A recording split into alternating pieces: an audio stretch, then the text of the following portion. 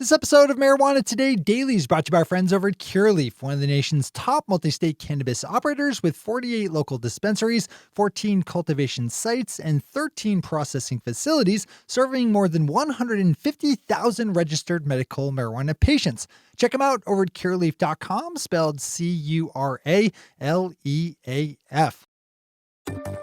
Good morning, Marijuana Nation. It's Tuesday, September 3rd, 2019, and you're tuned in to episode 789 of Marijuana Today Daily. I'm your host, Shay Gunther, and I'll be walking you through today's marijuana news and headlines. As always, we have a full and busy day of cannabis news in our hands, so let's jump right into it.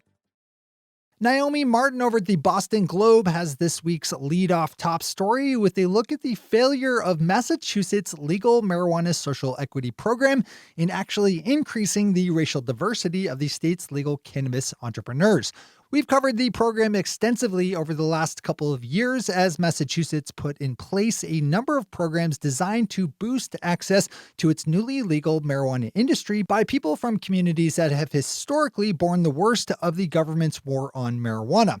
The state's social equity program gave 123 applicants a faster track towards getting licensed, but stopped short at providing help in acquiring the necessary capital for starting up.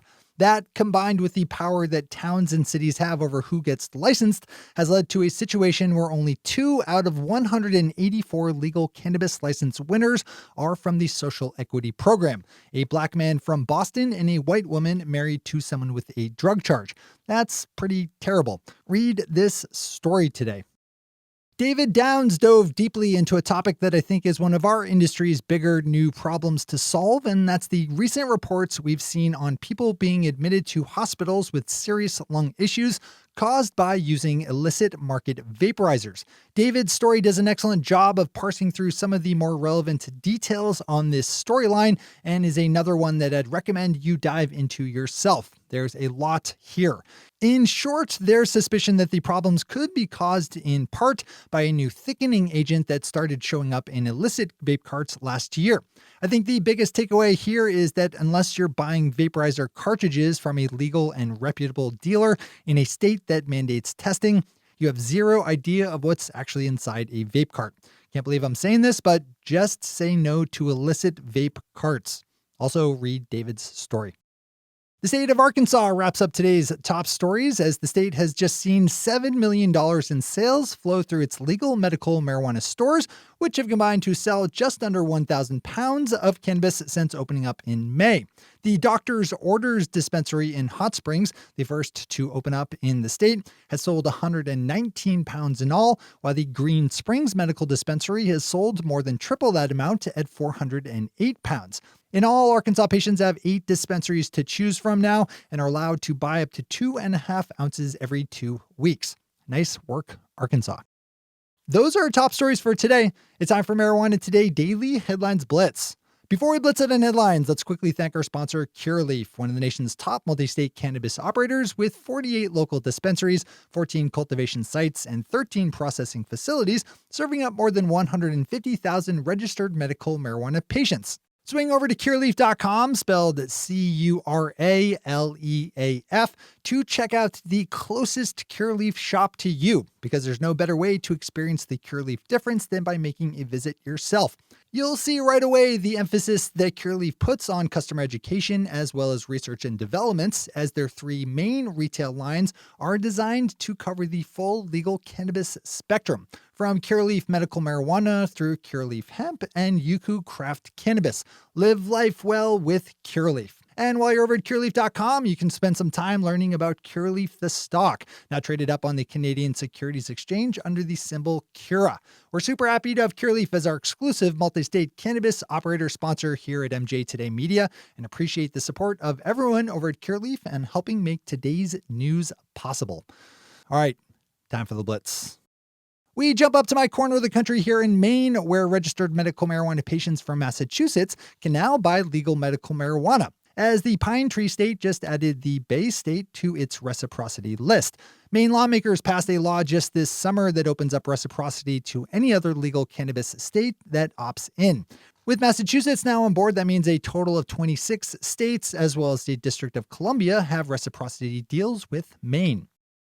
Randy Robinson over Mary Jane picked up on a story about a dispensary in Washington state that just started a local recycling program for legal marijuana packaging. The program, based out of the Canna West and Canna Culture shops, sound well-intentioned, but the fact remains that nearly all legal marijuana packaging can't actually be recycled. That is absolutely another one of our big issues to get right, as it's not really sustainable to build an industry centered around pumping out billions and billions of bits of unrecyclable plastic waste. I know there's other industries that do that, but I don't think ours should be one of them. Give this one a read today as well. As always, we have all the news we cover linked to on our website at mjtodaydaily.com. Canadian marijuana giant Tilray is spending up to $110 million Canadian, or around $82 million US, on acquiring Alberta-based marijuana dispensary chain 420, whose name consists of the word 4 followed by the number 20. The cash and stock deal will give Tilray control of 420's 6 licensed shops, as well as its 16 secured retail spots. The family of 49-year-old Li Shi Wang, murdered by police during a botched raid on an illicit market cannabis grow facility, is suing the Chino, California Police Department for damages. Mr. Wang was killed by police back on July 3rd as he hid behind a closed door during a police raid. You can see the video yourself online. The police officer's camera shows a cop yelling at Mr. Wang to put his hands up a split second, if that, before he shot in the head.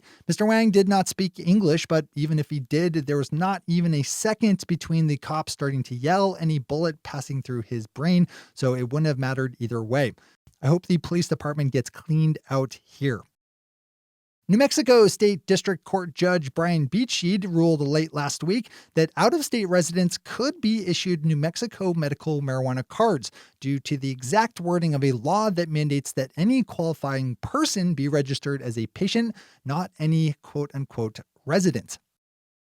Jumping over state to Nevada, we have another marijuana-related court decision late last week as Clark County District Court Judge Elizabeth Gonzalez ruled that marijuana dispensary license winners were free to open up their shop after her earlier ruling that froze down that process. Nevada is dealing with a lawsuit over how it issued legal marijuana business licenses last year that is deep and worthy of attention if you do business there. After late last week's ruling by Judge Gonzalez, anywhere from 16 to 36 of the new license holders could be free to open up, though the whole thing is still expected to be tossed up to the state's Supreme Court, so there's still plenty to shake out. We end today's news with a swing back up to Maine as Penelope Overton over the Press-Herald wrote a good story looking at the large number of new medical marijuana dispensaries that have sprung up along one particular stretch of popular Maine roadway, with Old Route 1 funneling scores of tourist traffic north and south over the busy summer and fall season past an increasingly dense assortment of medical cannabis shops. I think this one's a good overall societal change kind of story that speaks to how quickly things can evolve in the marijuana business landscape. Those are the headlines and news for the day. I'll be back with you again tomorrow morning with another information-packed episode of Marijuana Today Daily. But in the meantime, if you have any stories to share or feedback to give, zip us an email to headlines@mjtodaydaily.com. And while you're clicking around the interwebs, swing over to our website at mjtodaydaily.com to find links to all the news we cover. Thanks to our sponsor, Curaleaf, and to all of our awesome patron listeners for the support that makes this show possible. To join the lesser strengths of the patron listeners yourself, swing over to our website at mjtodaydaily.com and click on that big blue button at the top of the page that says Become a Patron. I'm your host, Jay Gunther. Thanks for tuning in and starting your day with marijuana today.